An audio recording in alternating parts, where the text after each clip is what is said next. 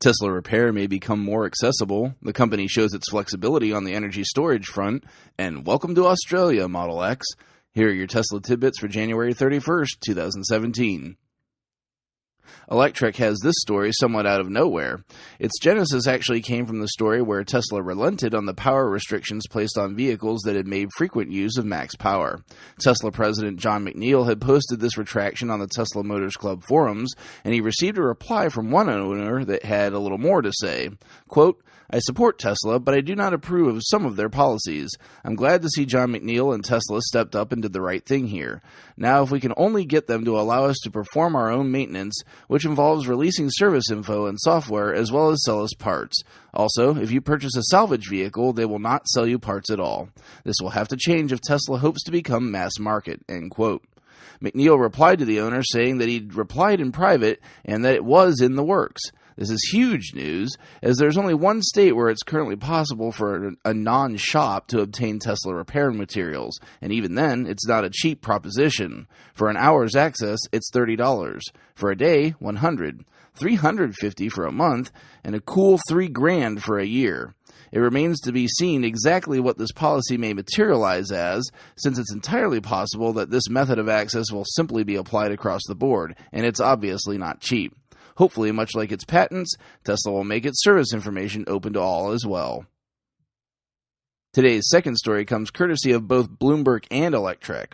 Bloomberg expands on the earlier story I brought with the Southern California Edison Power Pack installation. Tesla was praised in the article as being the most nimble of three companies providing battery storage solutions. The company completed a project that previously would have taken years in a matter of 3 months. CTO J.B. Straubel said, quote, "There were teams working out there 24 hours a day, living in construction trailers and doing the commissioning work at 2 in the morning. It feels like the kind of pace that we need to change the world." End quote. But an analyst with Bloomberg's New Energy Finance Department says that they believe that in order for these installations to be profitable, the total installed cost of an installation would have to drop to $270 US per kilowatt hour. For comparison, AltaGas, a competing company in the space, had a similarly sized project to Tesla, which had an estimated cost of $40 million US. However, this is where the Electrek story comes in. It's an old story that broke just after Model 3 was revealed in April. A financial analyst with UBS at the time estimated that Tesla's battery costs were about $260 US per kilowatt hour. But Tesla's VP of Investor Relations, Jeff Evanson, was quick to correct his analysis, saying that the cost was already beneath $190 US per kilowatt hour. Back to the Bloomberg article in the present day, Straubel said that it will be likely a few years until Tesla can actually break out battery storage sales separately from automotive sales on quarterly filings. But if Tesla continues this large-scale business they've been winning, combined with the assumed cost per kilowatt hour of its packs, and add in that Gigafactory wasn't even a factor at that point, that day could be far sooner than even Straubel believes. Lastly today, Australian outlet EFTM reports that the Model X has been approved for use on Australian roads.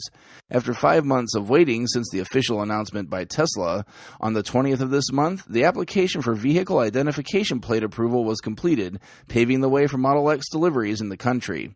EFTM believes that there are as many as 70 Model X's that have just been sitting at the docks awaiting transfer to Tesla's Sydney and Melbourne pre-delivery centers to fill customer orders. Yesterday it was Portugal, today Australia gets the good news. Congrats, guys. Check out the links to today's full stories in the show description. If you get some value out of the show, please consider supporting me at patreon.com/Tesla Tidbits.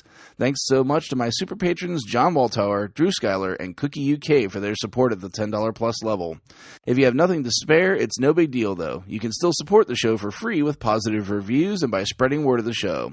I appreciate your reviews and word of mouth immensely. If you have feedback for me, the best way to be heard is to tweet at Tesla Tidbits. That's it for today. I'll see you back here again tomorrow. Until then, keep it charged and hit the road.